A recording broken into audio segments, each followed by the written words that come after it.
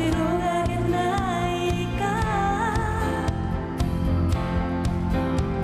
나 어디 가든지 주의 손이 나를 인도하시며 주의 오른손이 나를 붙드시리라. 나를 창세 전부터 계획하시고 지금까지 인도하시네. 하나님이여 주의 생각이 어찌 그리고 외로우신지요. 나의 생각보다 나의 뜻보다 더 크고 놀라우신 주님. 하나님이여 나를 살피사 나의 마음을 다시오니 나를 영원한 길로 인도하소서.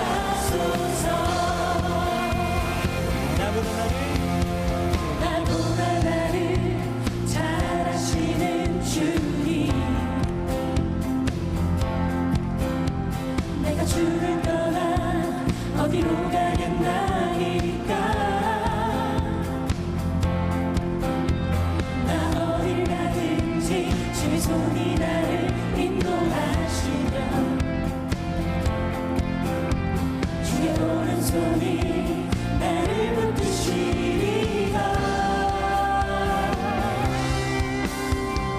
나를 창세 전부터 계획하시고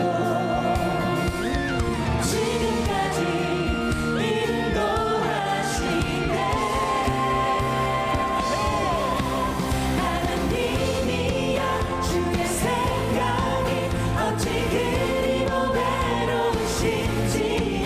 나의 생각보다 나의 뜻보다 더 크고 놀라우신 주님. 하나님이여 나를 살피사 나의 마음을 다시오니 나를 영원한 길로 인도하소서.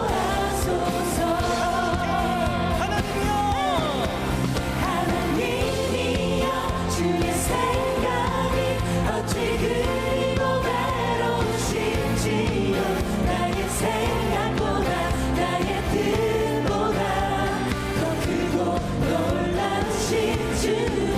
하나님이여 나를 살피사 나의 마음을 다시오니 나를 영원한 길로 인도하소서.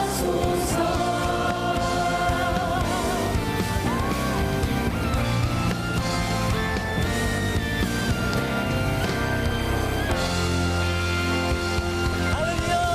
우리 주님께 감사와 영광의 박수를 드립니다. 나를 더 잘하시는 주님 찬양합니다. 아멘.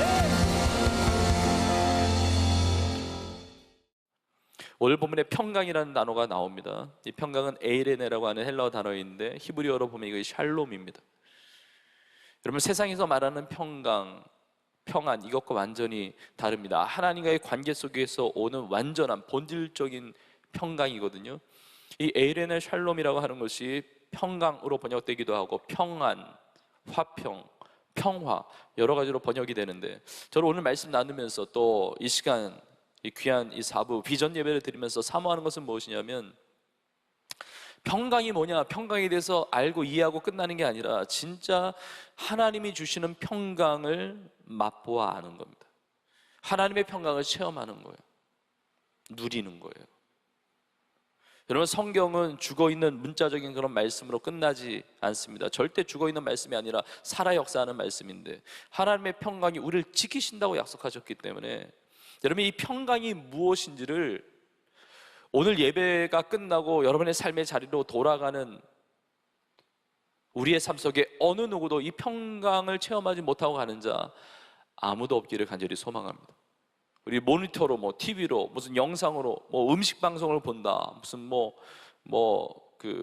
맛있는 뭐 음식 뭐 먹방 방송을 본다라고 하더라도 그걸 보는 거하고 내가 직접 먹는 거하고 완전히 다르잖아요. 평강이 무엇인지, 뭐 은혜가 무엇인지 듣고 이해하고, 여러분 그것보다 더 중요한 것은 내가 그 은혜를 누려야 되거든요. 그걸 체험해야 되거든요. 우리 청년들에게 그 은혜가 있을 줄로 믿습니다. 우리 성도님들에게 그 은혜가 부어지게 될 줄로 믿습니다.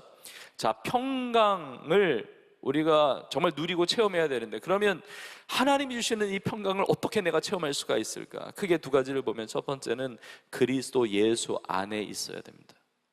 오늘 보내보면 하나님의 평강이 그리스도 예수 안에서 너희 마음과 생각을 지키시리라. 예수님 안에서 평강이 있는 것이지 예수님 밖에는 평강을 경험할 수 없다는 것이죠. 주님 안에서 주님과 함께 할 때, 주님과 붙어 있을 때, 왜냐하면 평강이 내 능력으로 생기는 것이 아닙니다. 주님과 함께 있을 때 주님의 은혜로, 주님의 역사하심으로 내 안에 평강이 주어지는 것이거든요. 그래서 요한복음 15장에 보면 예수님께서 포도나무와 가지의 비유를 하시는데, 요한복음 15장 5절에서 이렇게 말씀하셨습니다. 나는 포도나무요 너희는 가지라. 그가 내 안에 내가 그 안에 거하면 사람이 열매를 많이 맺나니 나를 떠나서는 너희가 아무것도 할 수 없습니다. 그가 내 안에 내가 그 안에 거하면 열매를 많이 맺죠. 너희가 나를 떠나서는 아무것도 할 수 없다고 이야기합니다. 예수님과 붙어 있을 때, 예수님과 함께 있을 때, 주님 안에 있을 때 놀라운 은혜가 나의 것이 되는 것입니다. 그 평강이 나의 것이 되는 것입니다. 주님과 붙어 있다, 주님 안에 있다, 이것은 믿음으로 가능한 거죠. 믿음으로. 그러니까 예수 그리스도를 믿는 자에게 주님이 주시는 진정한 평강을 누릴 수 있다는 것입니다. 근데 오늘 본문의 첫 시작이 이렇게 됩니다. 주 안에서 항상 기뻐하라. 내가 다시 말하노니 기뻐하라. 또 기쁨에 대해서 이야기하세요. 여러분, 기쁨과 평강은 성경에 보면 연결되어 있습니다. 주님의 기쁨이 경험되어질 때 평강이 오는 것입니다. 주님의 평강을 누린다는 것은 그 안에 기쁨이 샘솟는 것을 말을 해요. 근데 이 기쁨도 주 안에서예요. 주 안에서 기쁨이 있고 그리스도 예수 안에서 평강이 있는 것이죠. 여러분, 이것이 우리가 누려야 되는 삶의 축복이라는 거예요. 예수님께서 이 땅에 오실 때 누가복음 2장에 보면 천군 천사가 이렇게 외쳤습니다. 온 백성에게 미칠 큰 기쁨의 소식을 너희에게 전한다. 큰 기쁨의 소식이 있는데 그 큰 기쁨의 소식이 무엇이냐면 너희를 위하여 구주가 나셨다는 것입니다. 죄로 인하여 영원히 멸망당할 수밖에 없는 우리를 구원하기 위해서 구주가 오셨다는 것, 이것이 큰 기쁨의 소식이에요. 예수 그리스도를 나의 구원자로 믿는다는 것, 나의 주님으로 믿는다는 것, 여러분 이것은 놀라운 은혜입니다. 큰 기쁨의 소식, 이 복음을 듣고 그냥 내 인생이 본질적으로 이 기쁨을 누리는 거예요. 이 기쁨이 있는 것입니다. 근데 천군 천사가 온 백성에게 미칠 큰 기쁨의 소식을 전한다고 하고서 천군 천사가 하나님 앞에 뭐라고 노래합니까?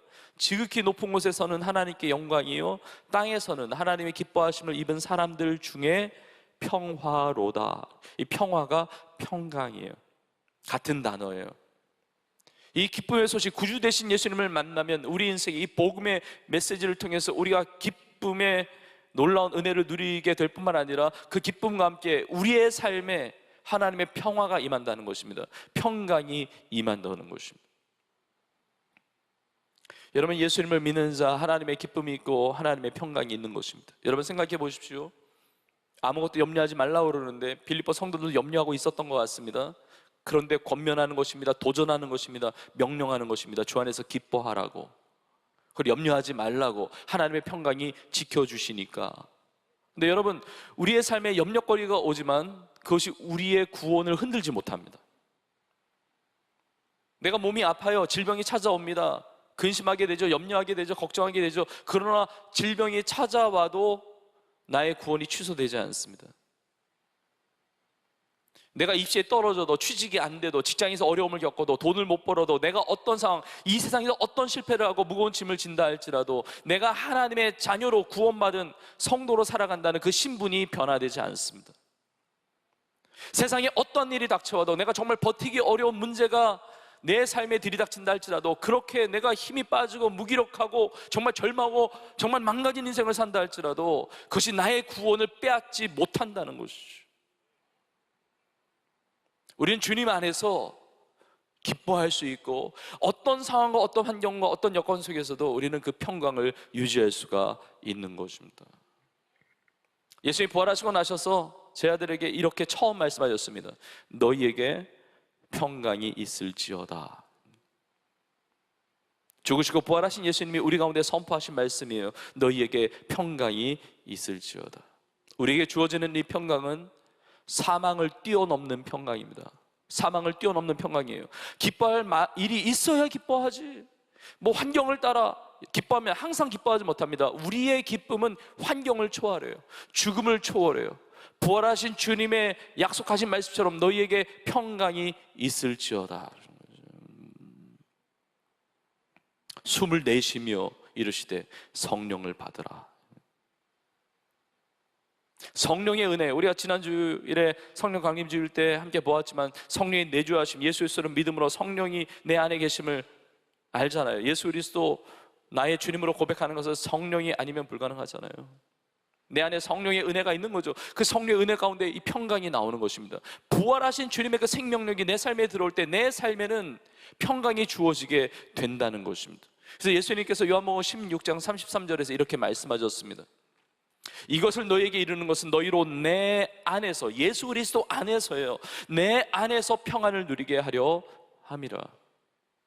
세상에서는 너희가 환난을 당하라. 담대하라. 내가 세상을 이기었노라. 예수님은 세상을 이기신 분이에요. 사망을 깨뜨리신 분이에요. 승리하신 분이에요. 죽어도 다시 사는 이 생명의 능력을 주신 분이시기 때문에 담대할 수 있습니다. 우리가 세상에 환난을 당하지만 우리 담대할 수 있습니다. 너에게 평안을 주기 위한 것이라고 말씀하고 계세요.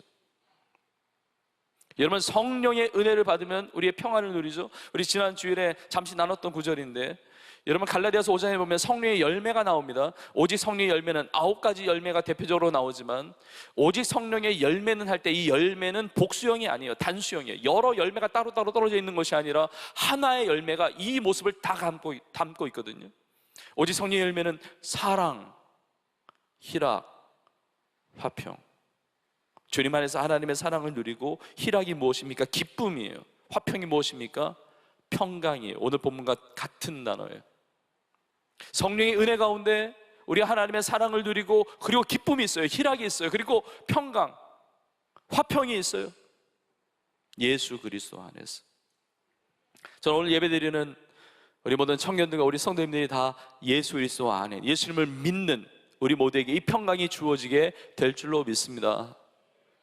자, 그런데 우리가 다 예수님을 믿고 지금 신앙생활하고 지금 예배드리는데, 근데 우리가 세상을 살다 보면 이 평강을 잃어버릴 때가 있다는 겁니다. 이 평강을 놓치고 평강이 뺏길 때가 있다는 거죠. 염려가 찾아오고 시험거리가 찾아올 때가 있다는 거예요. 그러면 어떻게 이 평강을 계속해서 누릴 수가 있을까? 여러분 보십시오. 빌립보 성도들에게 이렇게 이야기합니다. 아무것도 염려하지 말고. 빌립보 교회 성도들은 믿는 사람들이에요. 교회 다니는 사람들입니다.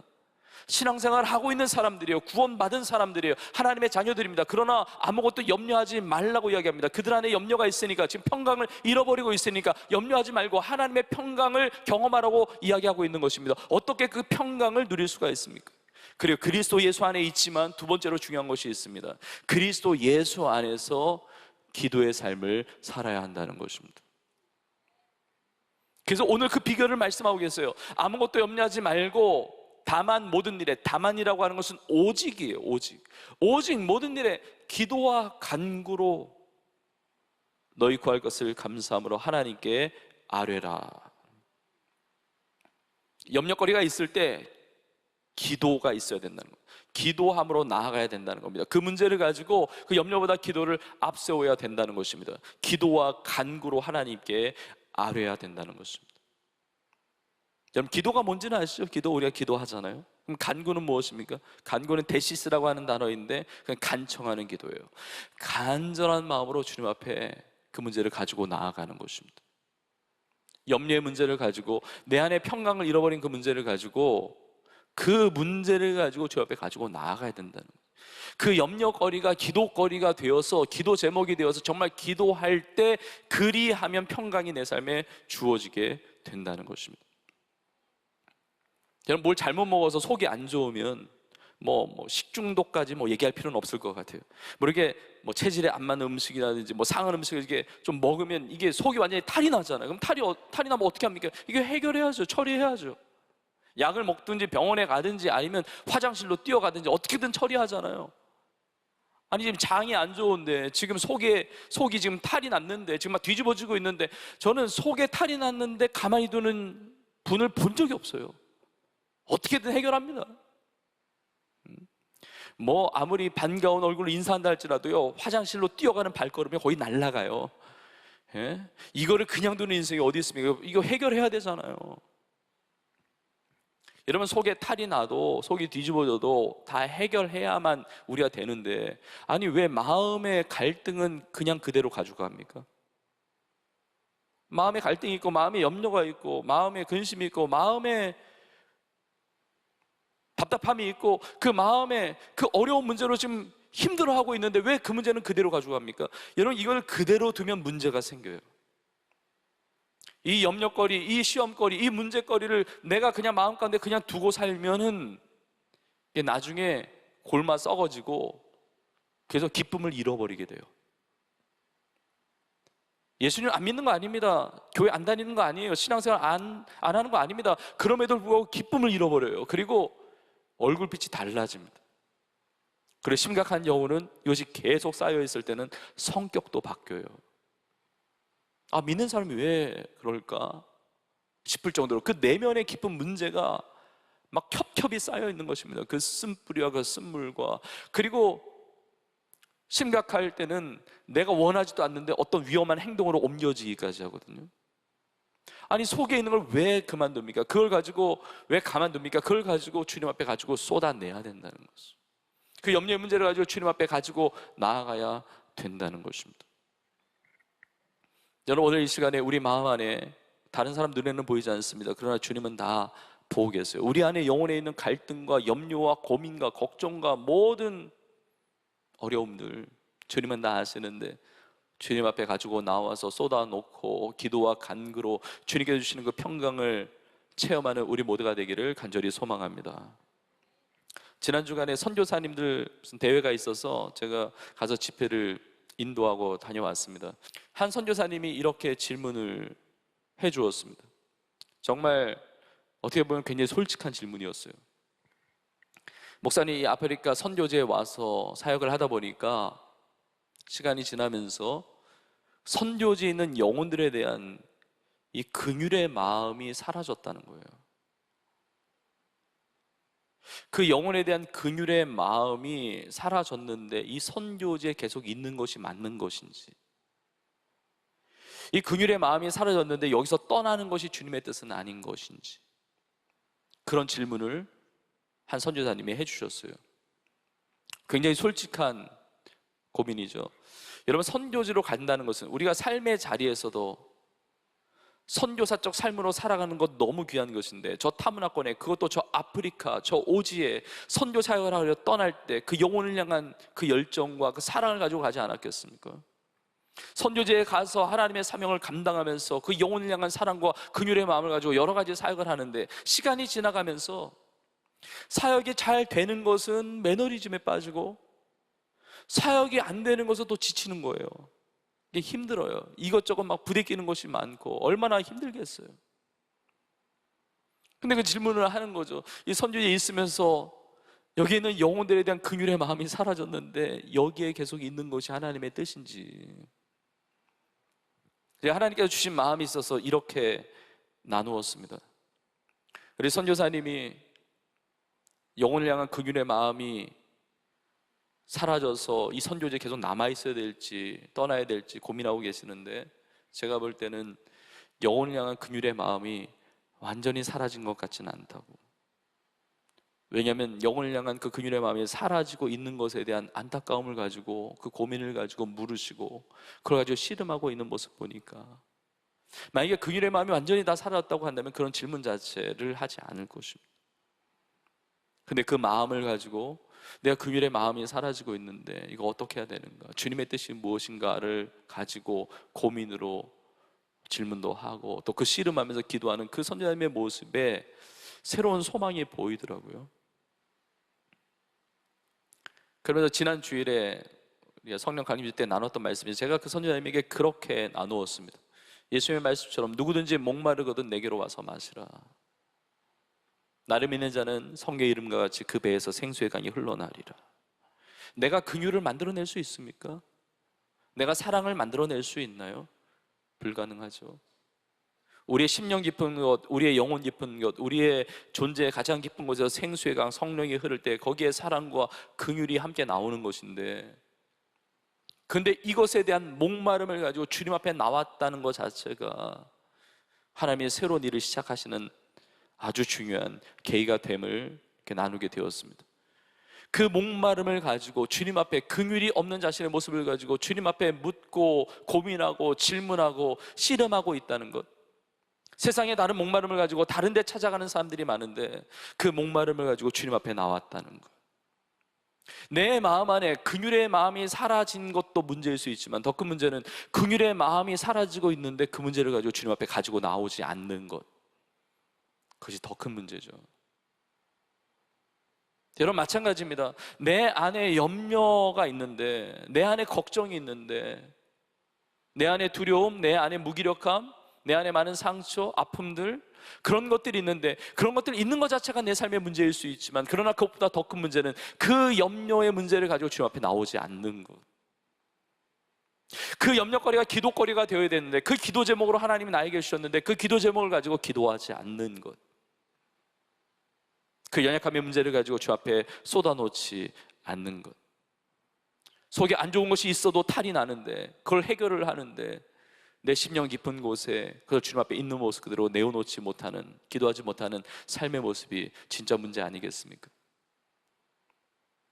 시편 51편에 보면 시편 기자가 이렇게 고백합니다. 하나님이 받으시는 제사는 상한 심령이라고. 하나님이 상한 심령, 그것을 멸시하지 않으신다고. 우리를 있는 모습 그대로 받아주시는 주님 앞에 우리가 나아가야 되는데 그 문제를 가지고 주님 앞에 나아가지 않는 것이죠. 우리가 때로는 기도할 때 막 통곡이 나와요. 어쨌든 기도할 때 계획한 게 아닙니다. 뭐 의도해서 그렇게 한 게 아닙니다. 어쨌든 막 서러움이 몰려와요. 그리고 막 슬픔이 몰려옵니다. 막 답답함이 몰려옵니다. 그리고 통곡하게 됩니다. 눈물이 터지게 됩니다. 우리가 주여 3장 부르고 기도합시다. 주여 3장 부르라니까 부르는 게 아니라 진짜 주여가 터져 나오거든요. 눈물이 쏟아지거든요. 내 안에 있는 그대로 주님 앞에 쏟아 놓는 것이거든요. 다 하나님이 해독하시는 과정이에요. 그 독들을 빼는 과정이에요.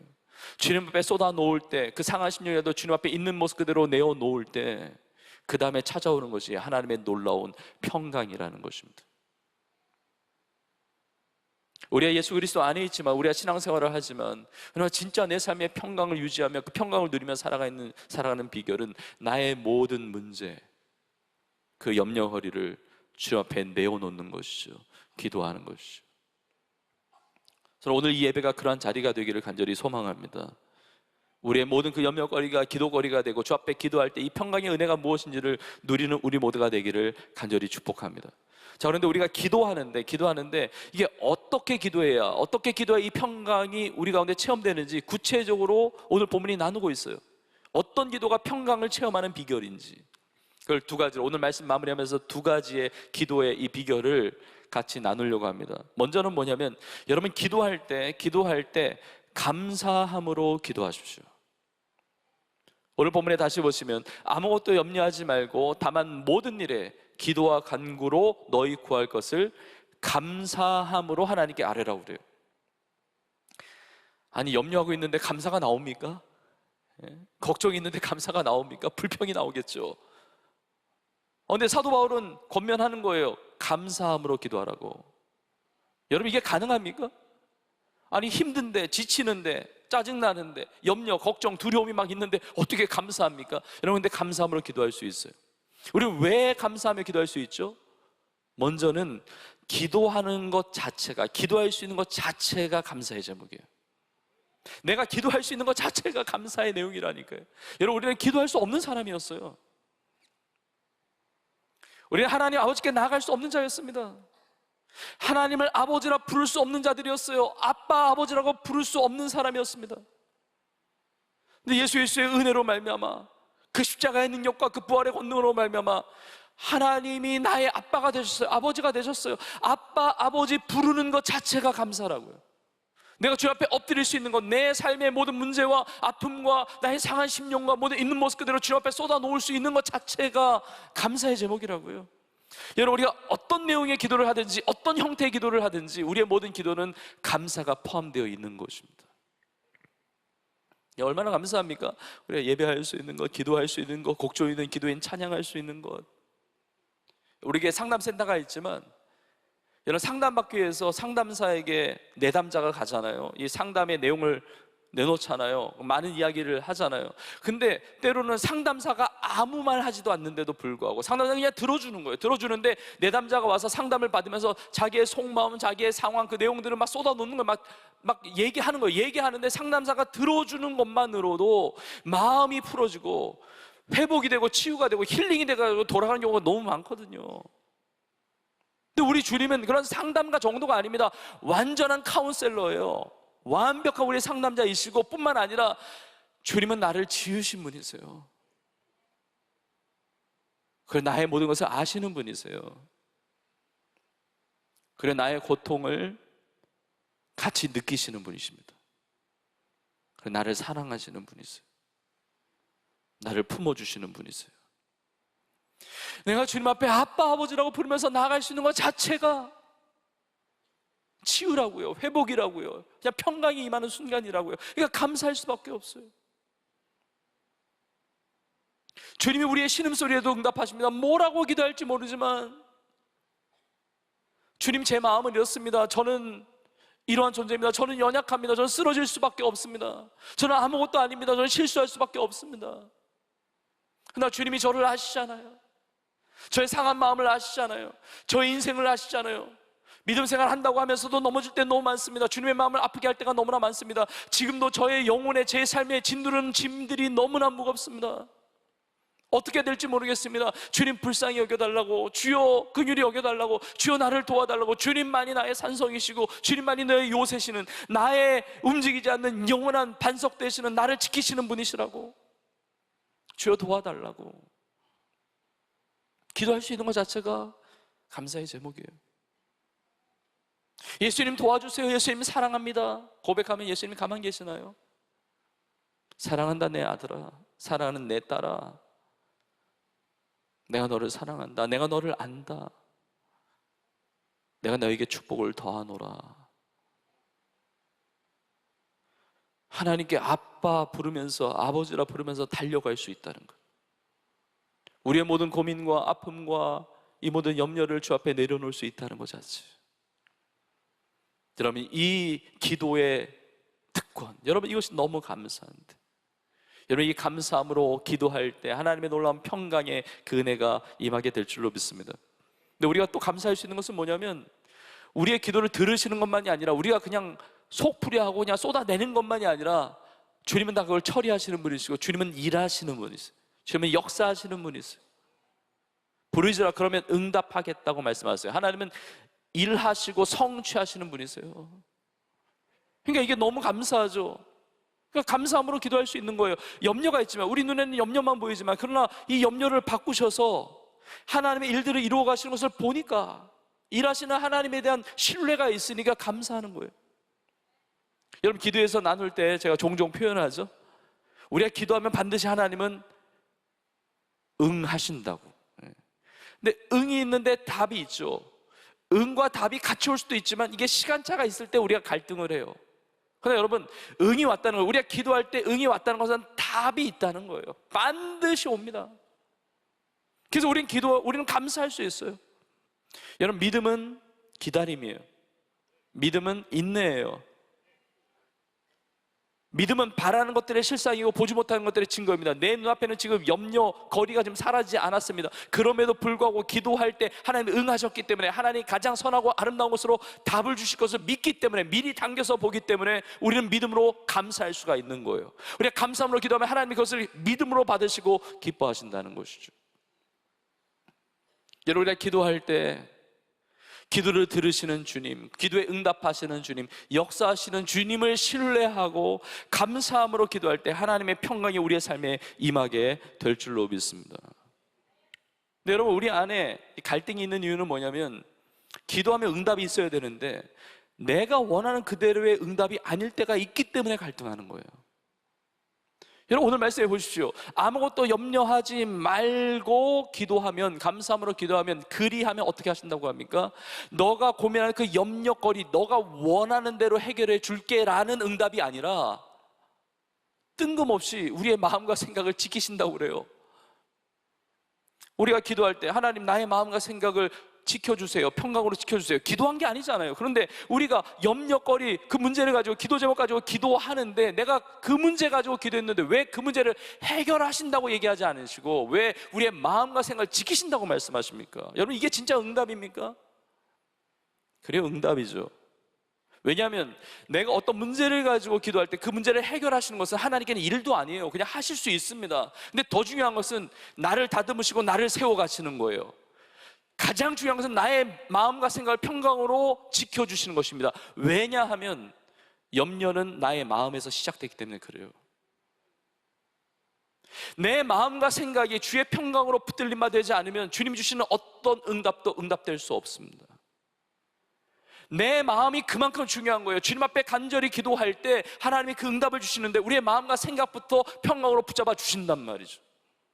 잠언서 4장 23절에 보면 이렇게 말씀하고 있습니다. 모든 지킬 만한 것 중에 더욱 내 마음을 지키라. 생명의 근원이 이에서 남이니라. 마음을 지켜주세요. 생각을 지켜주세요. 여러분, 이 마음과 생각을 지키신다고 마음과 생각을 같이 말씀하시는데, 이게 참 놀라운 말씀입니다. 왜냐하면 성경에 기록되었을 당시는 오늘날과 같이 과학이 발달되지 않았던 데잖아요. 근데 마음과 생각은 진짜 연결되어 있거든요. 여러분, 마음이 어디에 있습니까? 나의 마음 어디에 있습니까? 마음이 새로워져야 된다, 마음을 고쳐 먹어야 된다, 마음이 중요하다. 그 마음의 위치가 어디에 있습니까? 마음, 이 심장을 해부하면 심장에서 마음이 나옵니까? 아니죠. 오늘날 과학이 발달해서, 뇌과학이 발달해서 이 마음은 우리의 뇌와 연결되어, 생각과 연결되어 있습니다. 우리의 생각을 어떻게 하느냐에 따라서 이 마음이 달라지고, 마음이 어떠냐에 따라서 이 생각이 굉장히 중요한 영향을 주는 것입니다. 로마서 12장 2절에 보니까 너희는 이 세대를 본받지 말고 오직 마음을 새롭게 함으로 변화를 받으라고 이야기합니다. 오직 마음을 새롭게 함으로 변화를 받아. 그 마음이라고 하는 것은 이 심장, 하트를 말하는 게 아니라 마인드를 이야기해요. 누스라고 하는 단어, 이 마인드는 생각의 방식이거든요. 그러니까 어떤 문제, 염려거리, 어떤 사건의 문제, 그런 것들을 바라보는 나의 시각, 그걸 바라보는 해석의 관점, 이게 굉장히 중요하다는 거예요. 그 마음과 생각을 평강으로 지켜주신다는 것이죠. 그리고 염려거리도 하나님은 고칠 수 있는 분이에요. 근데 중요한 것은 우리의 마음과 생각을 평강으로 붙들어 주신다는 것입니다. 어떻게 할 때요? 감사함으로, 믿음으로 기도할 때. 정말 깊은 은혜, 깊은 평강의 은혜를 누릴 때, 우리의 마음과 생각을 온전하게 누릴 때 염려거리가 더 이상 염려거리가 되지 않습니다. 예전에 중국에서 선교하시는 선교사님 제가 이야기를, 간증을 들은 적이 있습니다. 이 중국에서 이 선교사님이 사역을 하는데, 아니 주님의 일을 하는데도 왜 이렇게 힘든지, 뭐 되는 일이 별로 없고 너무 힘든 거예요. 지치고, 뭐 이 문제가 터지고 저게 또 안 되고 일이 안 되고 막 너무 스트레스 받고 너무 힘든데, 어느 날 밤에 잠을 자는데 꿈을 꾸었다는 것입니다. 꿈에 보니까 이 선교사님이 이 강을 건너는데, 강을 건너서 선교지로 가야 되는데 배를 타고 강을 건너는데 큰 돌들이 있는 거예요. 그러니까 돌들이 있고 암초가 있으니까 가다가 걸리고 가다가 막히고 너무 힘든 거예요. 이게 강을 건너 가야 되는데 이 막 돌이 크고 막 막혀 있는 것들이 너무 많으니까 너무 힘드니까 꿈속에서 하나님 앞에 기도했다는 것입니다. 하나님, 이 돌 좀 치워달라고. 그래야 이 강을 건너고 저기로 가지 않겠느냐고. 이렇게 기도할 때 꿈속에서 하나님의 음성이 들렸다는 것입니다. 그래, 나는 돌을 치워줄 수 있어. 근데 돌을 치워줄까? 강의 수위를 높여줄까? 강의 물의 수위를 높여줄까? 이런 음성이 들렸대요. 그때 꿈속에서 이 선녀님이 생각을 했답니다. 돌을 치워주시면 좋죠, 갈 수 있는데 또 다른 거에 걸릴 거 아니에요. 그럼 그거 또 치워야 돼요. 암초에 걸린다, 그러면 또 그거 뽑아내야 돼요.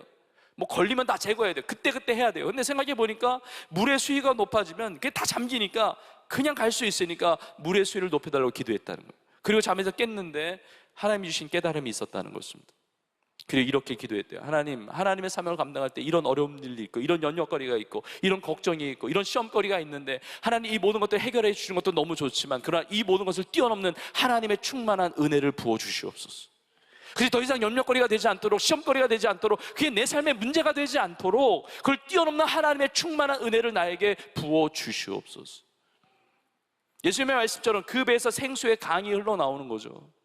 강 같은 은혜죠. 하나님의 말씀처럼 물이 바다를 덮음같이 여호와의 영광을 인정하는 것이 온 세상에 가득하리라. 물이 바다를 덮음같이. 여러분, 바다 밑에 험한 것들이 얼마나 많습니까? 근데 바다에 물이 바다를 덮음같이 있으니까 그냥 평안한 거예요. 평온한 거예요. 하나님의 평강이 우리를 붙들어 주시면 염려거리가 더 이상 염려거리가 안 되는 거예요. 그래서 어느 성도님들 보면은, 와, 어떻게 저렇게 살아? 저런 문제를 당했는데 어떻게 저렇게 평안이 있지? 어떻게 이렇게 믿음으로 살지? 어떻게 얼굴빛이 환하지? 이해가 안 되죠?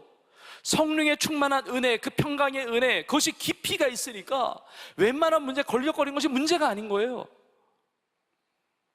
여러분, 우리의 마음과 생각을 정말 하나님의 그 평강으로 붙들어 주신 역사가 있기를 간절히 축복합니다. 여러분, 차가 갈 때 그 엔진이 좋아야 된다고 그러잖아요. 엔진이. 그러니까 엔진이 강한 엔진이 있고 그렇지 못한 엔진도 있죠. 엔진 뭐 마력수도 얘기를 하고, 뭐 4기통 뭐 엔진도 있고, 뭐 6기통, 8기통 뭐 그러니까 이 힘이 다르잖아요. 이게 힘이 별로 없는 이 엔진, 그러니까 마력수가 덜한 이 엔진은 뭐 요란할지 모르는데, 차가 막 요란하게 갈지 모르는데 속도를 제대로 못 내죠.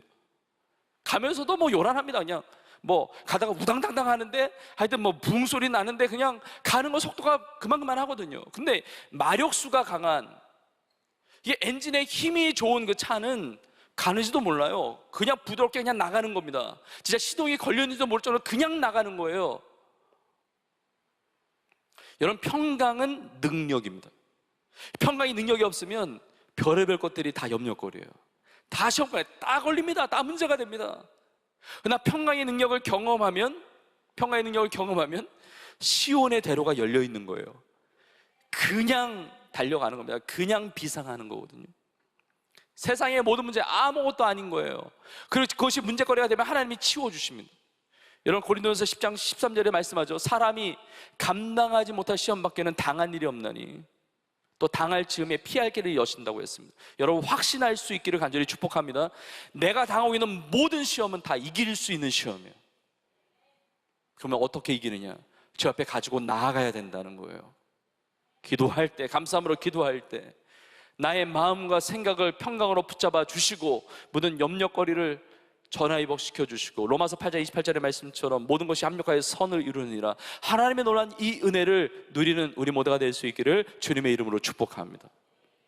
우리가 기도를 할 때 이 믿음을 가지고 감사함으로 기도하고, 마지막 한 가지를 더 나누면, 오늘 본문에 보면 어떻게 기도해야 되냐면, 평강을 경험하는 기도의 비결은 뭐냐면 항상 모든 일에 기도하는 것입니다. 항상 모든 일에.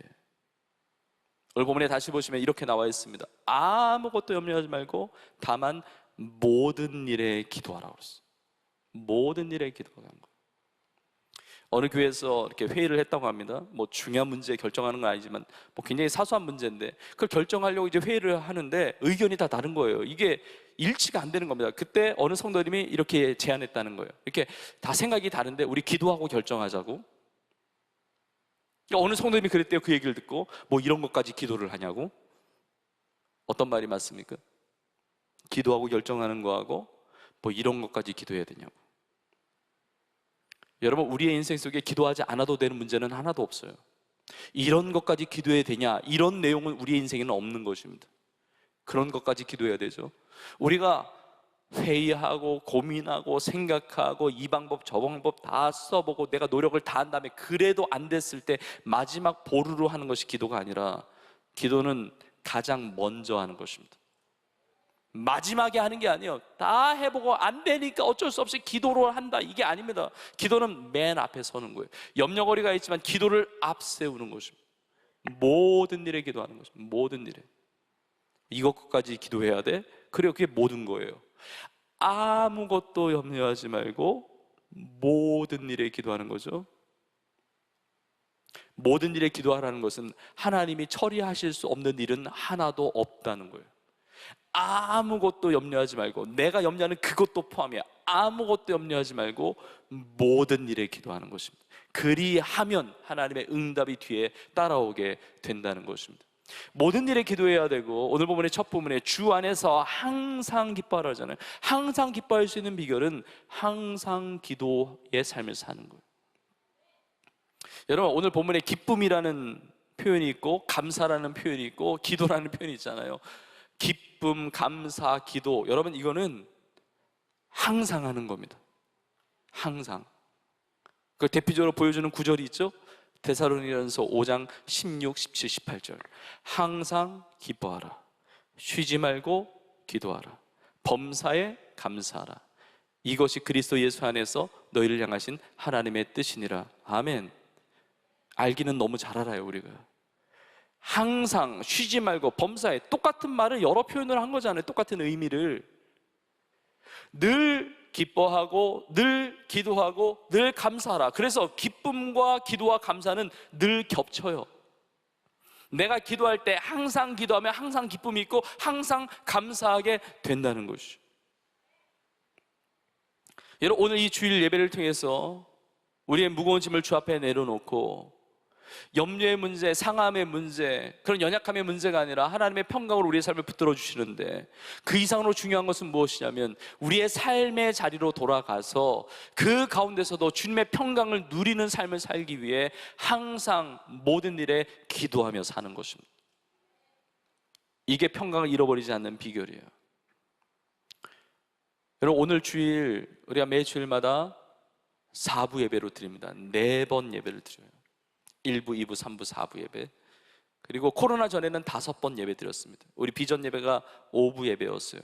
코로나 전에 5번 예배 드릴 때는 1시간 남짓의 예배였습니다. 코로나 기간에 하나님께 주신 마음이 있어서 이걸 변화를 시켜서 횟수는 한 번 줄었지만 그러나 예배 시간을 늘려서 약 1시간 반 정도에, 물론 그전에도 우리 비전공동체는 더 긴 시간을 예배하고 하나님 앞에 찬양하고 또 말씀을 듣기도 했지만 그 시간을 늘리면서 말씀도 더 깊이 있게 듣고 또 하나님 앞에 결단하며 찬양하며 기도할 시간을 더 준 거예요.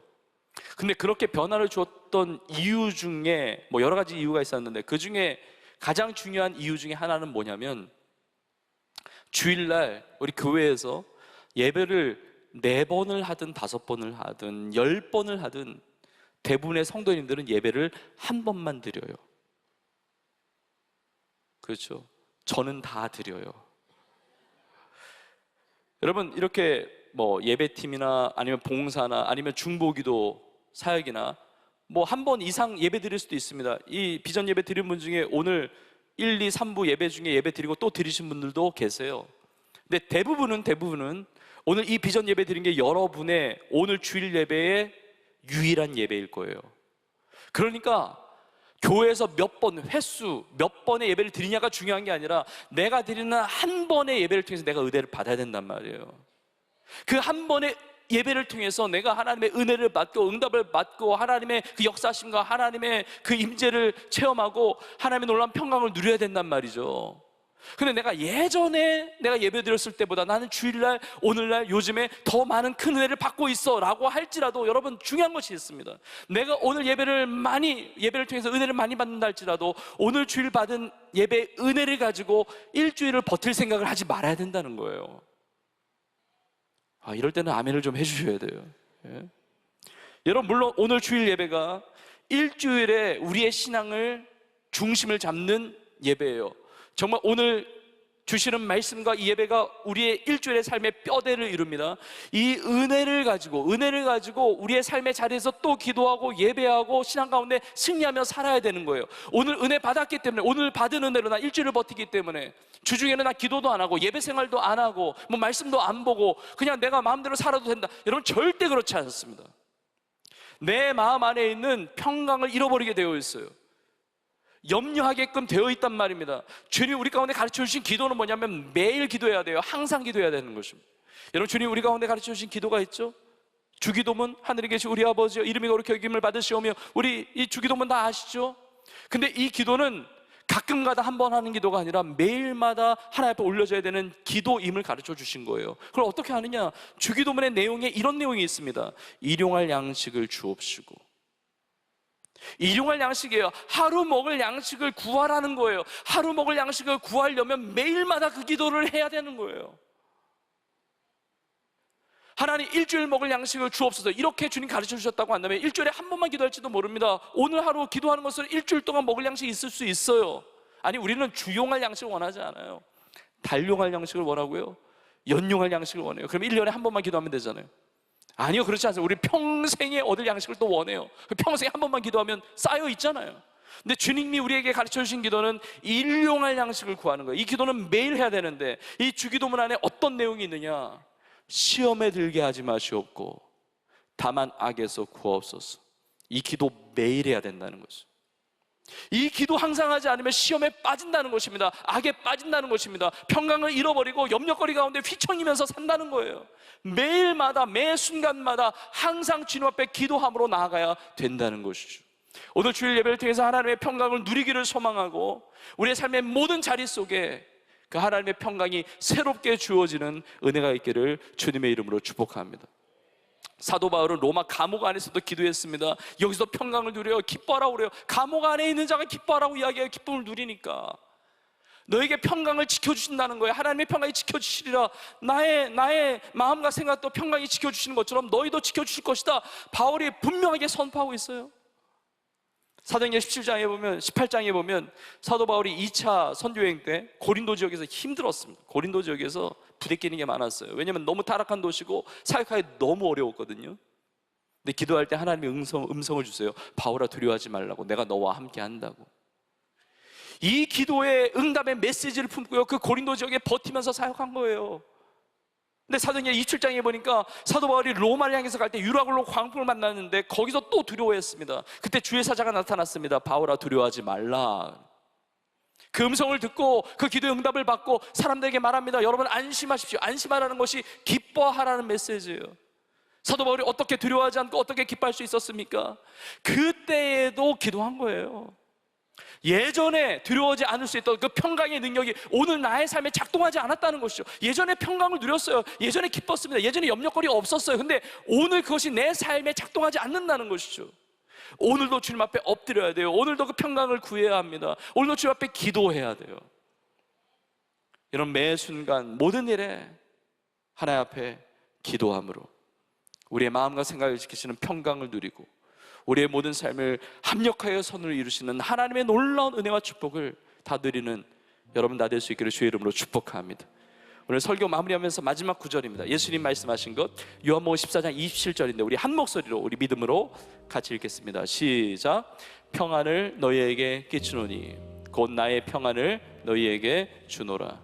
내가 너희에게 주는 것은 세상이 주는 것과 같이 아니하니라.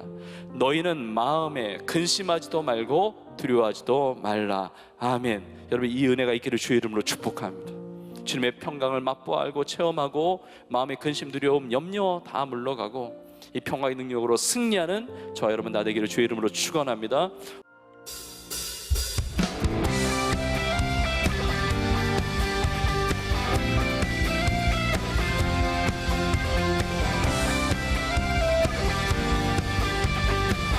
우리 가장 좋으신 주님을 찬양합니다.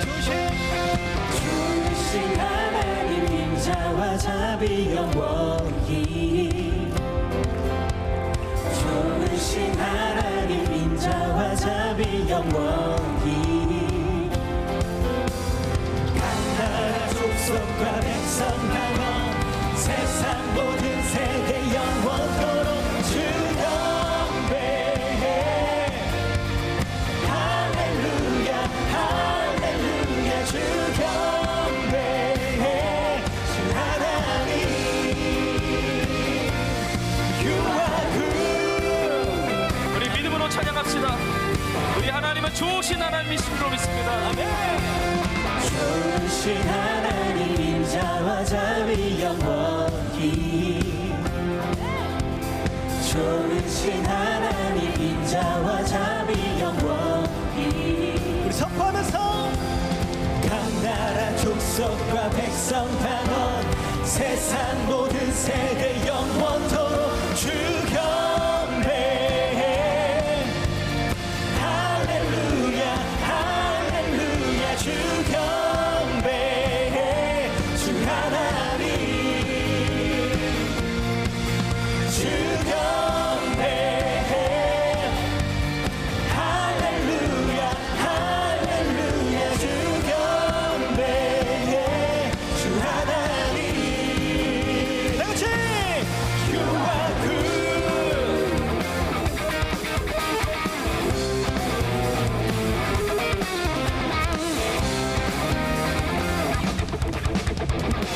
우리 유아가 선포할까요? You are good all the time, all the time. You are good, you are good all the time, all the time. You are good, you are good all the time, all the time. You are good, you are good all the time, all the time. 모든 상황 가운데 선하신 자는 You are good. You are good all the time, all the time. You are good, you are good all the time, all the time. You are good. 여러분, 하나님은 좋으신 하나님이신 줄로 믿습니까? 아멘. 하나님은 좋으신 하나님이시고 항상 좋으신 하나님이신 줄로 믿습니다. 아멘. 항상 주님 앞에 나아가면 버릴 것이 없습니다. 다 좋은 거예요. 우리의 삶의 고난도 염려도 그 모든 것들도 다 전화위복시켜 주시는 하나님이 되시는 것입니다. 항상 주님을 의지하고 기도하며 주님 붙들며 나아갈 때 그 좋으신 하나님이 어떠한 그 선하신 손길로 나의 삶을 인도하시는지 여러분의 삶이 간증의 주인공들로 여러분 다 쓰임받게 될 줄로 믿습니다. 우리 하나님은 좋으신 하나님이세요. 우리 서로 한번 고백합시다. 하나님은 좋으신 하나님이십니다. 우리 서로를 축복하면서 이렇게 나누겠습니다. 하나님이 당신에게 좋은 것을 주십니다. 할렐루야. 여러분, 그 믿음 가지고 하나님 앞에 간구하며 기도하며 그 평강을 비롯한 모든 좋은 것들을 누리며 승리하는 여러분 되기를 주의 이름으로 축복합니다. 우리 좋으신 주님의 이름을 높여 찬양하며 고백하겠습니다. 좋으신 하나님 인자와 자비 영원히 좋으신 하나님 인자와 자비 영원히 간다한 족속과 백성 만원 세상 모든 선포하면서 주 경배 주님께 뛰어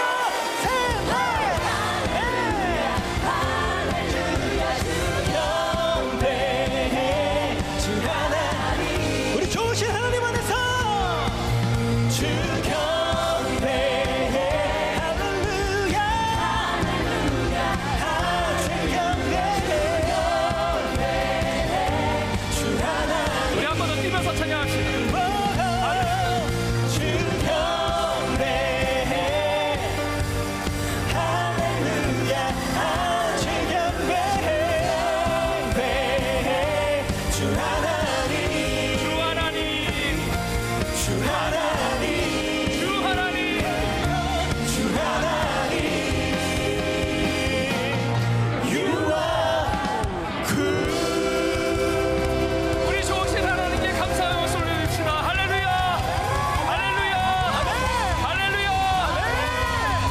이제는 우리 예수님의 은혜와 하나님 아버지의 크신 사랑과 성령님의 인도 역사 충만케 하심이 좋으신 하나님을 찬양합니다. 아무것도 염려하지 말고 오직 기도와 간구로 감사함으로 아뢰을 때 하나님께서 모든 지각에 뛰어난 하나님의 평강이 우리의 마음과 생각을 지키실 줄로 믿습니다. 이 믿음 가지고 하나님 주시는 충만한 그 평강의 능력을 가지고 주의 나라와 영광 위에 날마다 기도하며 믿음으로 승리하며 살아가기를 소원하는 사랑하는 주의 성도들 머리 위에 이제부터 영원토록 함께 있을지어다. 아멘. 지금은 선교 헌금 시간입니다. 이 예배를 통해 삶 가운데 은혜와 회복이 충만하시길 간절히 기도합니다.